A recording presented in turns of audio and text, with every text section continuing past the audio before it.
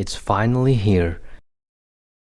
Lady Lyndis, or Lyn in short. She's known from the game Fire Emblem no Ken, or Fire Emblem The Blazing Sword. It's actually the first Fire Emblem game I ever played, and Lyn was my favorite hero from the start.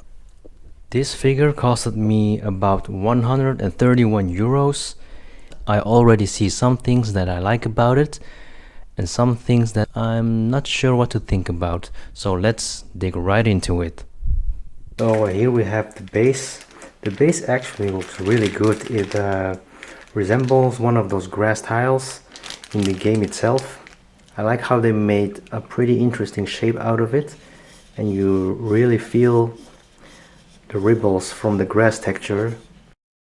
You also have the sheath and her blade. You also have the figure itself, the 1/7 scale of Lady Lyn. You can remove the hilt from the blade and put the hilt through her hand and then attach the blade to it. And also with the sheath I had to be really careful. Even when it's attached it feels pretty loose. Maybe too bad that I can't put the blade in the sheath itself, but it looks better unsheathed anyway. So at first glance the figure looks very nice. I noticed that her shading is a bit darker compared with other figures that I own, and I quite like that because it gives a more of a realistic tone to it. The figure stands really firm on the base, and that's because the base has a metal pin you can attach to her foot. In fact, she's so sturdy that I can flip her upside down and I don't even have to worry about her falling off. I like how you can actually turn her left wrist to suit your own needs. I'm not really sure why they added that detail. Her right wrist, you can't twist it though. The face is a very important feature for every figure, and this face is actually a little bit of a disappointment. I mean, at some angles she looks great, but at other angles I think like, is this really Lyn or not?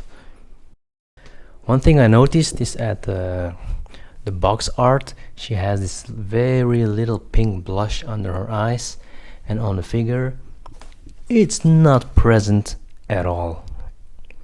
So yeah, they lied to us. Her hair, I like the shading on her hair, really. It has this nice dark tone, and her ponytail has a nice wave to it, which is really nice, and it's quite detailed. Her dress is a bit darker toned. It's I think a nomadic inspired dress, and it suits her quite well. Not many figure makers do this, but her chest is actually in a correct relation with her movement, because you see her right breast is a bit higher than her left breast, because she's moving her body, she's tilting her right shoulder more up than her left one. So I like how they thought about this, and it came out pretty good. The scarf that she wears around her waist is nicely detailed and has a nice shade to it. The weapon itself, her blade, is detailed enough. It's not the best blade, but also not the worst either. It's just okay, you know, it's good enough.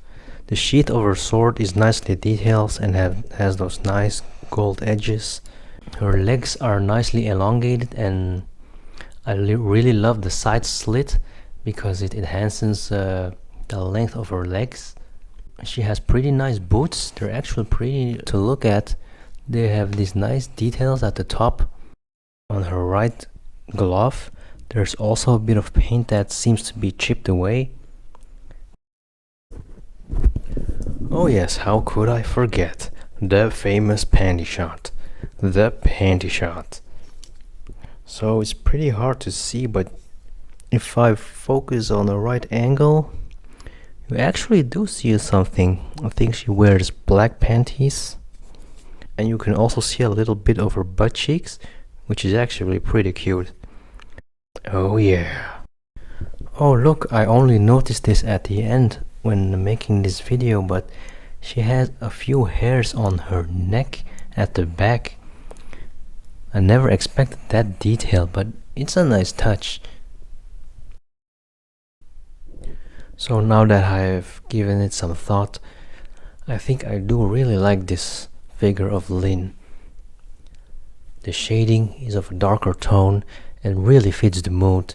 The base is very creative and is very sturdy.